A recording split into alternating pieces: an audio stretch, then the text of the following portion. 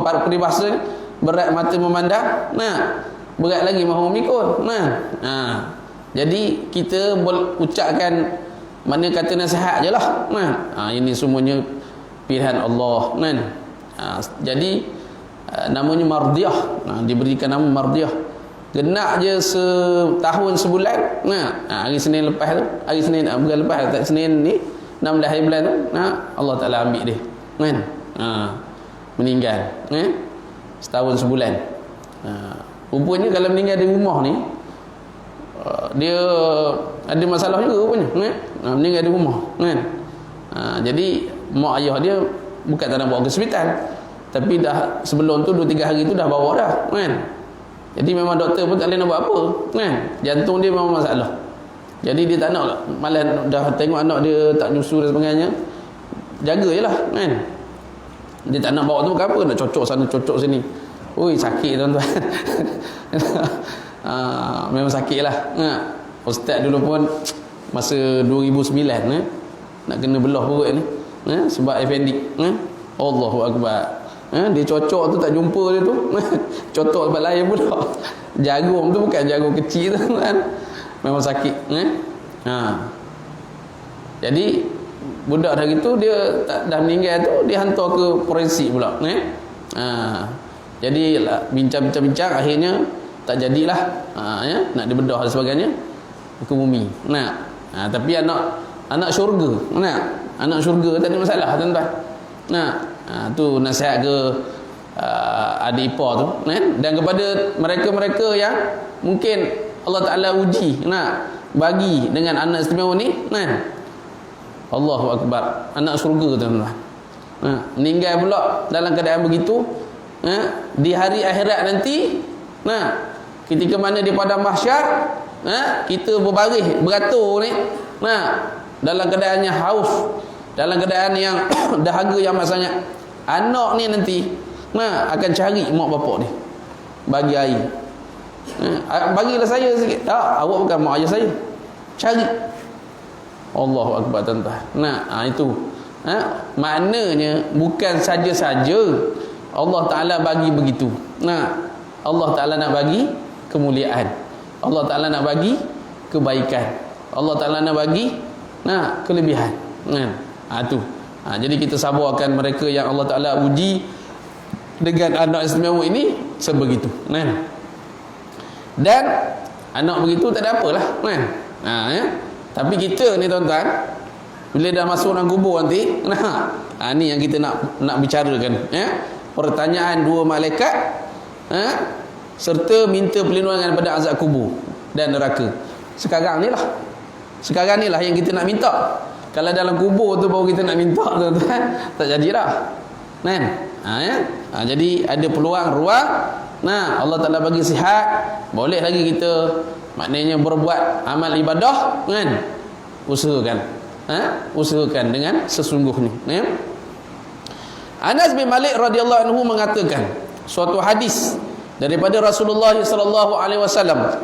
Baginda sallallahu alaihi wasallam bersabda, "Al-'abdu idza wudi'a fi qabrihi wa tuwliya wa dhahaba ashabuhu hatta innahu la yasma'u qar'a ni'alihim atahu malakani fa aq'adahu fayaqulani lahu ma kunta taqulu fi hadzal rajuli Muhammad sallallahu alaihi wasallam fayaqulu asyhadu annahu abdullah wa rasuluh fayuqalu unzur ila maq'adika minan nar abdalakallahu bihi maq'adan minal jannah fayarahuma jami'a wa ammal kafiru awil munafiqu fayaqulu la adri kuntu aqulun nasu fayuqalu la daraita wa la talaita thumma yudrabu bimitraqati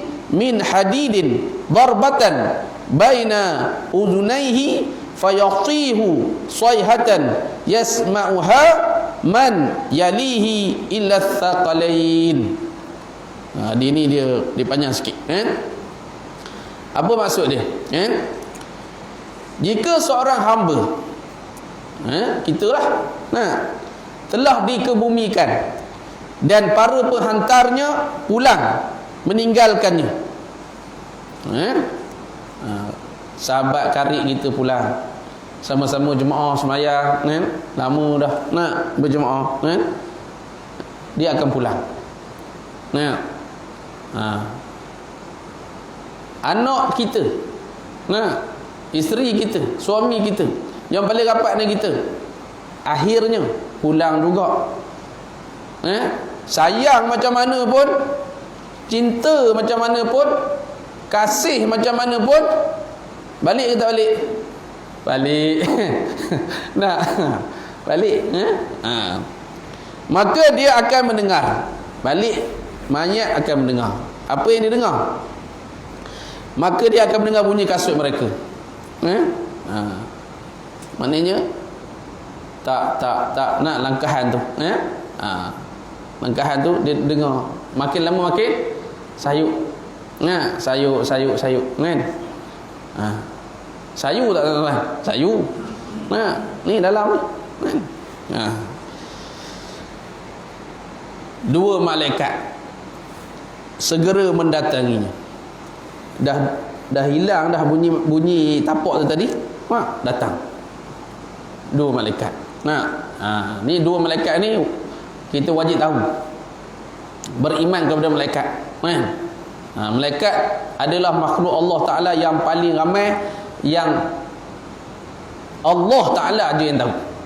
Tapi daripada ramai tu, Allah Ta'ala wajibkan kepada kita 10 malaikat. Kena tahu nama dan tugas dia.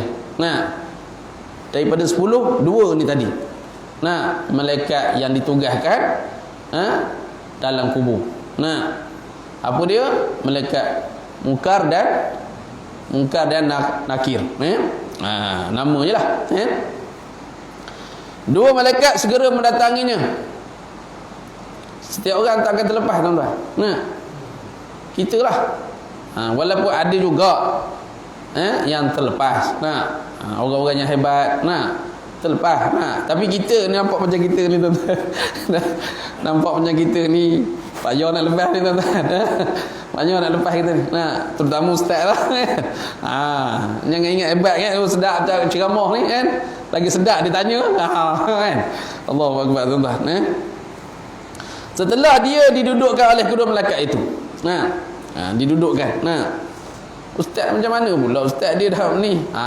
Ini kata alat beriman kepada hari kiamat ni, tuan-tuan. Beriman kepada perkara yang gaib. Kalau tuan-tuan gali pula lepas pada tu kan, memang tak nampak lah dia. Tak macam tu juga. Ini alam gaib. Allazina yu'minuna bil gaib. Orang beriman ni dia percaya kepada benda yang gaib. Setelah dia didudukkan oleh kedua malaikat itu, mereka mengajukan pertanyaan. Mengajukan pertanyaan. Dan pertanyaan ini, soalannya ustaz yakinlah hak yang ada di hadapan ustaz ni dah tahu dah soalan. Kalau faksa ni maknanya soalan bocor. Soalan bocor.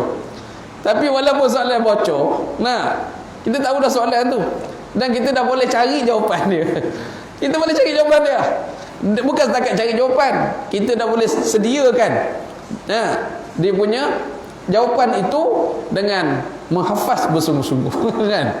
Tapi belum tentu lagi, tuan-tuan, bila berada dalam alam barzakh tu, hak yang jawapan yang soalan kita dah tahu, jawapan yang kita dah tahu dan kita hafal, boleh kita jawab. Macam mana jadi macam tu, ustaz? Sebab bukan berdasarkan apa yang kita tahu dan hafal itu, melainkan berdasarkan kepada amalan yang kita telah buat, sediakan kita ke mana kita hidup ini. Nak cerita ni. Dan soalan itu dalam bahasa Arab. Sama sini yang belajar bahasa Arab. Ustaz kalau gitu orang belajar bahasa Arab yang dapat jawab ustaz. Tuan-tuan pun pandai juga bahasa Arab. sebenarnya. Nah, mungkin tuan-tuan tak perasan je. Mana ada orang sembahyang bahasa Melayu tuan? Tu bahasa Arab tu. Boleh jawab kan? Walaupun tak belajar bahasa Arab secara khusus tak, tapi berdasarkan amalan yang dibuat, ya.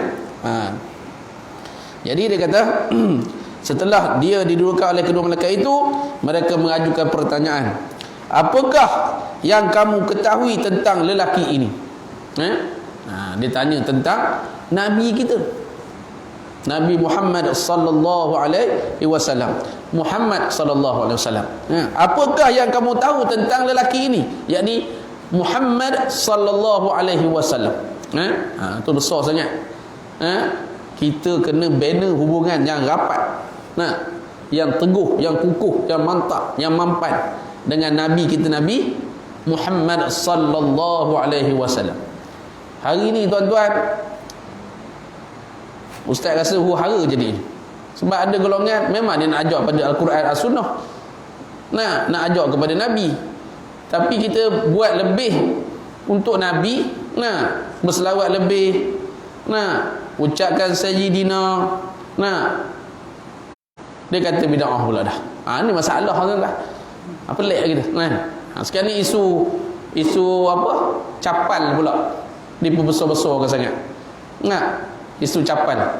Apa capal ni? Selipar. Kita kata selipar lah. Sandal. Sandal ya. Ada jenis. Jenis.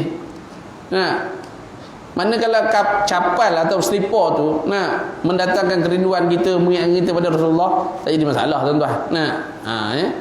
Cuma jangan ada niat selain pada niat itulah. Niat nak cari keuntungan dunia, tu tak jadilah. Tapi kalau maknanya kita nak bina kerinduan, kecintaan, kasih sayang kepada Nabi kita, tak ada masalah tuan-tuan. Sebab pada diri Nabi ni apa pun bukan setakat maknanya tubuh badan dia tu, apa yang ada pada dia tu, jubah dia ke, janggut dia ke, ada orang petikai juga. Dia kata takkan ada lagi jubah Nabi, takkan ada lagi apa, janggut Nabi, takkan ada lagi apa, capal Nabi. Capal Nabi macam tu ke? Kadang-kadang dipertikaikan juga kan. Kita konsep kita, apa yang kita nak tengok tu, maknanya mengimbau kita kepada Nabi kita, Nabi Muhammad sallallahu alaihi wasallam. Tidak lain untuk kita dekat, cinta, kasih, sayang kepada Nabi kita, Nabi Muhammad sallallahu alaihi wasallam. Sebab apa tuan-tuan? Ni salah satu soalan. Dan kita kena kenali Nabi Muhammad sallallahu alaihi wasallam, perbanyakkan selawat ke atas dia, Maka jika orang mukmin, maka akan menjawab, aku bersaksi bahawa dia adalah hamba Allah dan Rasulnya. Rasul ni maksudnya pesuruhnya, utusannya. Lantas dikatakan kepadanya, lihatlah tempatmu di neraka, Allah telah menggantikannya dengan tempat di surga. Itu sebab kita ni tuan-tuan, alhamdulillah, Allah beri kita peluang untuk dapat kita beribadah. Allah yang beri. Itu kita kena ingat tu. Kita tuan-tuan, la haula wala quwata illa billah. La haula wala quwata illa billah. La haula wala quwata illa billah. Itu sebab jangan kita riak. Ustaz ulang kan. Jangan kita sombong, jangan kita ujuk. Tengok orang buat maksiat, kita rasa kita bagus. Jangan tu. Itu kita kena jaga sungguh-sungguh. Jaga sungguh-sungguh. Kita doakan dia tidak untuk dapat taufik hidayah Allah, malah kita cemuh pula dan kita rasa kita bagus. Itu maknanya kita tak bagus tu. Ada rasa gitu, sebenarnya kita tak bagus.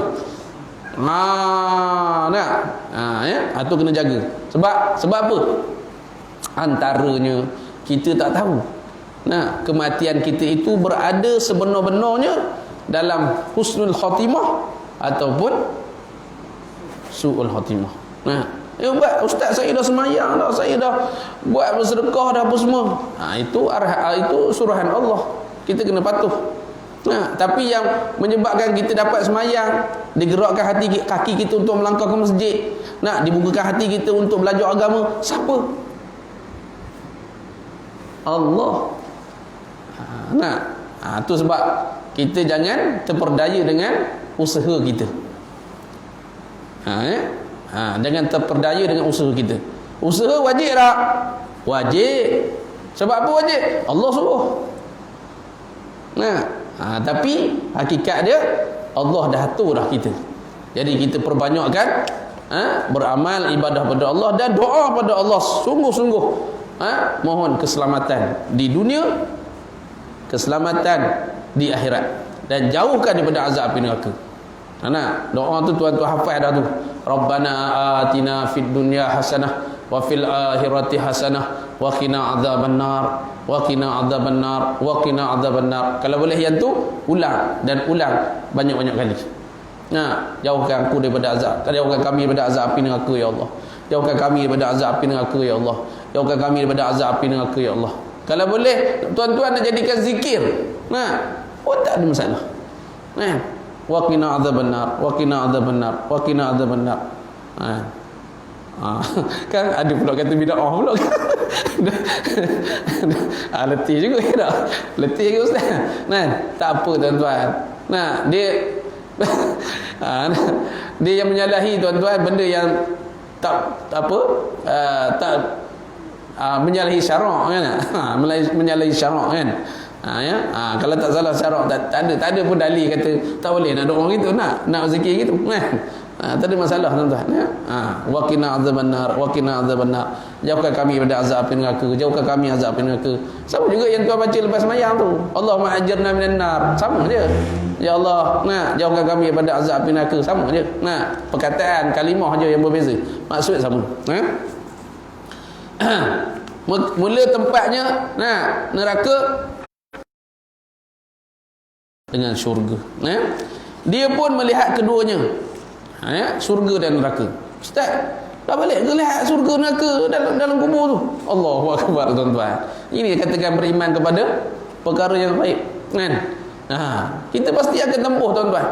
Pasti akan tempuh. Ini Rasulullah SAW dah beritahu. Rasulullah ni benda gaib ni. La ya'lamul ghaiba illallah. Tak ada siapa yang tahu beriman. Percaya. Yakin. Ya. Sebab apa? Kalau kita dah masuk dalam kubur, memang dah berlaku, kita nak ngabur orang kat dunia ni. Tak boleh. Tak boleh. Tu antaranya lah kan. Ya. Betul lah. Kita cakap dalam kubur tu lah. Betul lah. Saya kuliah Ustaz Afif dulu. Tapi tak boleh tak boleh nak ngabur lah tuan-tuan. Dalam kubur je lah kan. Tu. Dia pun melihat keduanya, surga dan neraka. Qatadah berkata, dikatakan kepada kami bahawa kuburnya dilapangkan sepanjang 40 hasta. Ini hadis lain lah. Qatadah berkata kuburnya dilapangkan sepanjang 40 hasta. Hasta kira macam ni tak? Hasta 40 hasta. Kalau dalam 7 kaki tak? Dalam 7 kaki. Kalau lebar biasa berapa? Ikut banyak lah. Tapi kalau kita ni lebih kurang 7 juga tak? Lebar 3. Lebar 3, panjangnya 7, dalamnya 7 juga kan? Ingat balik cerita apa tu? Cerita Sudir. Aziz kata, ada lagi umur siapa? Aku rasa ada lagi dia kan. Aku rasa ada lagi dia kan. Macam mana rumah tu? 3 kaki lebar, 7 kaki panjang, 7 kaki dalam. Itu kubur dia. Berarti dia ada mesej tu kan. Itu. Tapi bila keadaan ini dilapangkan sehingga 40 hasta. 40 hasta. Kira-kira besar-besar masjid dia lah, luar-luar ni tak? Ada pula riwayat lain Muslim mengatakan sepanjang 70 hasta. Kuburnya dipenuhi warna kehijauan sehingga hari kebangkitan. Jadi tuan-tuan jangan orang kata apa, fobia dengan warna hijau. Jangan fobia dengan warna hijau ya. Tak adalah, itu saya gurau lah. Tapi nak cerita dipenuhi hijau. Hijau ni warna yang dia aura dia lain tuan-tuan ya. Warna hijau kalau dulu ada orang kampung ustaz tu dia cerdik baca terlampau sangat sampai mata dia jadi kelabu dah macam mana cikgu dia suruh cikgu dia suruh tiap-tiap pagi pandang hijau tu, kehijauan nak pandang rumput hijau boleh pulih tuan-tuan boleh pulih tu jadi jangan fobia dengan hijau tu contohlah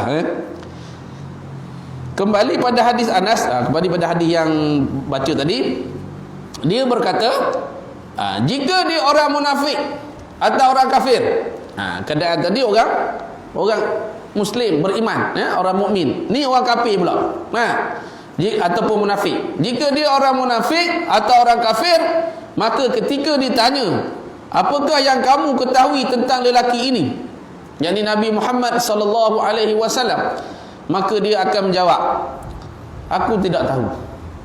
Aku mengatakannya seperti apa kata orang.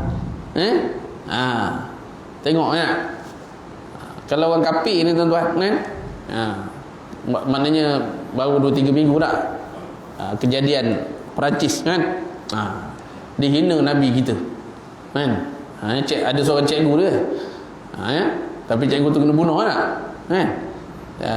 maknanya dihina dan disokong pula oleh Macron nama Perdana Menteri dia tapi tengok Allah Ta'ala tunjukkan kepada Perdana Menteri dia tu dia pergi bebaskan 200 orang orang Mali apa orang ada yang dia penjarakan tu. Lepas tu dia bagi pula 10,000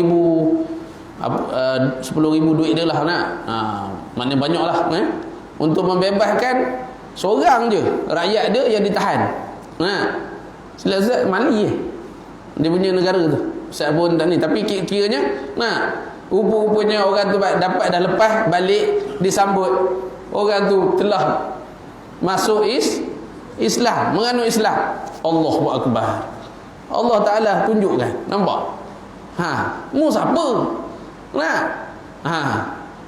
Allah Ta'ala bagi terus cash tak Allahu Akbar. Tapi lah taufik hidayah ni adalah milik Allah. Harap-harap kita doakan terbuka lah hati Macron tu untuk menganut Islam dan diikutilah pula oleh seluruh rakyat ni kita ni tuan-tuan walaupun maknanya dalam keadaan orang kata virus corona ni COVID-19 ni pun setakat ni tak ada lah masjid,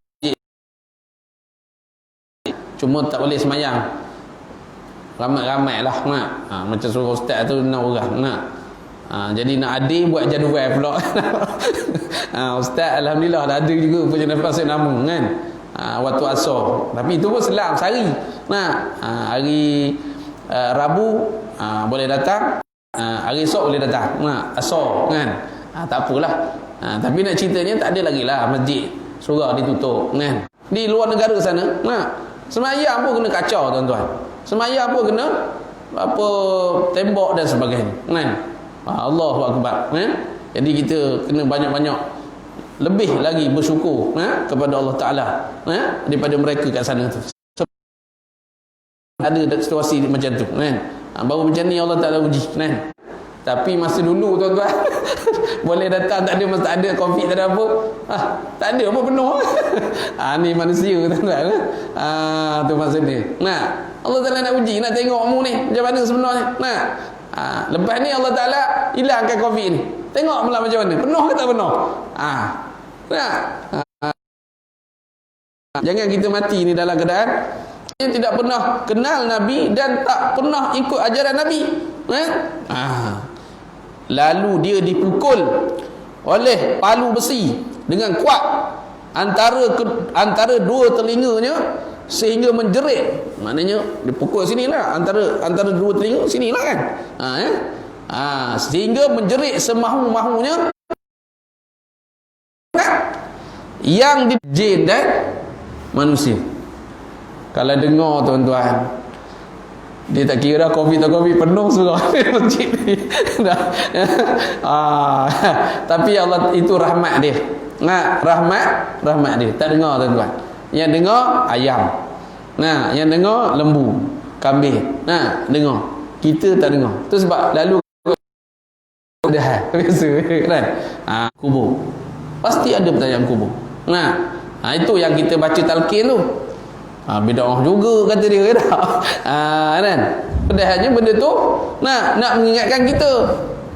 Dia kata orang dah mati, nak tolong apa? Tidak tuan-tuan. Tidak. Mati tu berpisah roh dan jasad. Jasad. Kita bila lalu beri salam. Assalamualaikum ya ahlad diyar.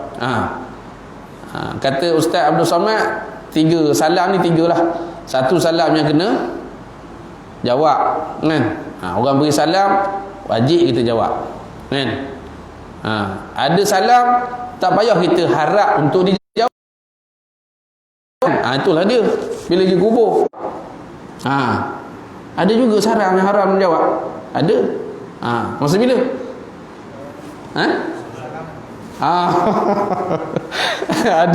Imam beri salam, Assalamualaikum warahmatullahi. Waalaikumsalam warahmatullahi. Lepas tu baru dia beri salam pula, Assalamualaikum warahmatullahi. Ada jadi. Minta maaf jangan ustaz dah cakap, tapi ustaz nak cerita ada. Dan ustaz dah ceramah kat situ, ustaz sentuh. Wallahu a'lam. Rasa-rasanya lepas tu tak ada dah cerita itu. Mungkin itu dari segi maknanya kelemahan dia lah. Tu sebab benda-benda ni kena mengaji, kena bertanya. Bila dah tahu kesalahan kita betulkan. Kita baiki. Ada kadang-kadang orang nak tegur direct tak berani. Jadi kalau ustaz maknanya beri apa kuliah tu, ustaz selikkanlah sikit. Kita pun selik lah. Tapi janganlah nampak sangat. Kita buat orang kata santai je lah. Jadi nampaknya tak ada dah. Wallahu a'lam, sama ada jemaah tu pun dah tak ada. Dah pergi alam barzakh, tak buat dah. Wallahu a'lam lah. Itu keadaan Allah. Menurut pandanganku, inilah pengarang kitab ni lah. Hadis ini tidak ada dalam riwayat Muslim dengan lebih lengkap. Kemudian ini tak ada apalah. Ustaz baca je. Kemudian kembali kepada hadis Anas bin Malik radhiyallahu anhu tersebut yang hanya terdapat dalam riwayat Al-Bukhari, yang hadisnya lebih utama dan maksud perkataan dua malaikat tidak membacanya, terdapat penyelesaian seperti berikut. Para ahli bahasa mengatakan kata tersebut berasal dari manfaat pengetahuan dan bacaan Al-Quran kepadanya. Habis tajuk berkenaan dengan pertanyaan dua malaikat. Dan ni nak okeylah, cantiklah tu kan.